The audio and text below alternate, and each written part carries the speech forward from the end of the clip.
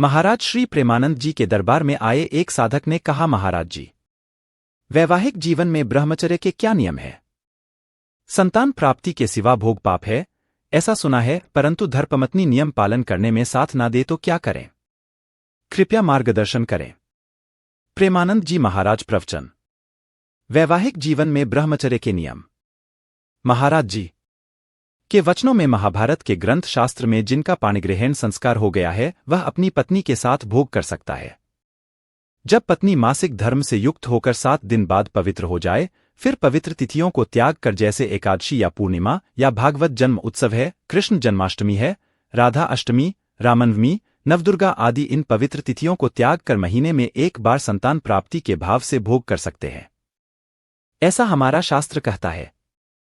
तो जितना अधिक दोनों मिलकर संयम कर सको उतना अच्छा है, पर जब तक मासिक धर्म से युक्त माताएं बहनें रहती है तब तक स्पर्श भी ना करें उसे उस भाव से, तो वह पवित्र भी रहेंगे और उनका शरीर स्वस्थ भी रहेगा और संतान उत्पत्ति के लिए भी मंगलमय माना गया है।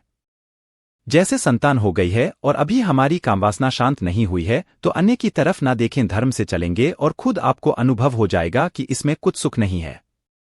गृहस्थी में रहने का मतलब यह नहीं है कि तुम्हारे लिए लाइसेंस मिला है कि तुम अपना जीवन नष्ट कर दो, तुम्हारा पाणिग्रहण हुआ है, दोनों मिलकर साथ चलो और लंबे समय तक ब्रह्मचर्य बनाओ और फिर गृहस्थ धर्म में उतरो, फिर देखोगे ब्रह्मचर्य निष्फल नहीं जाएगा।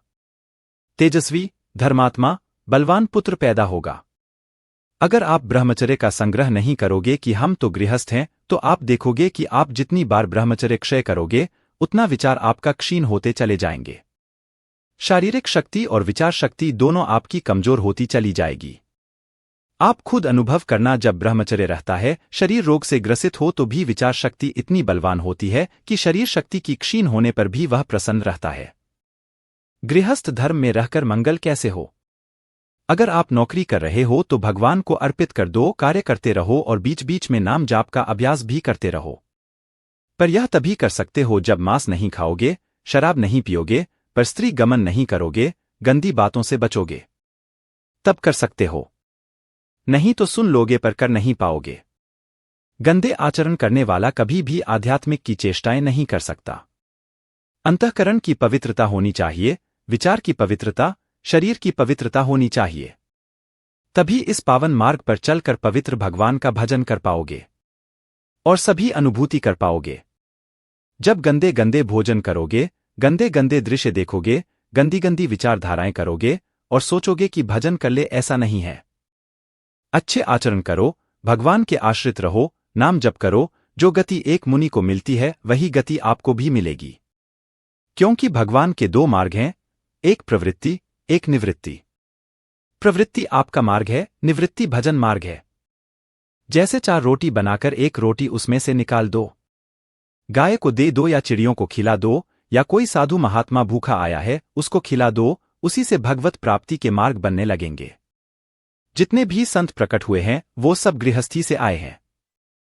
उनके माता पिता गृहस्थ ही थे।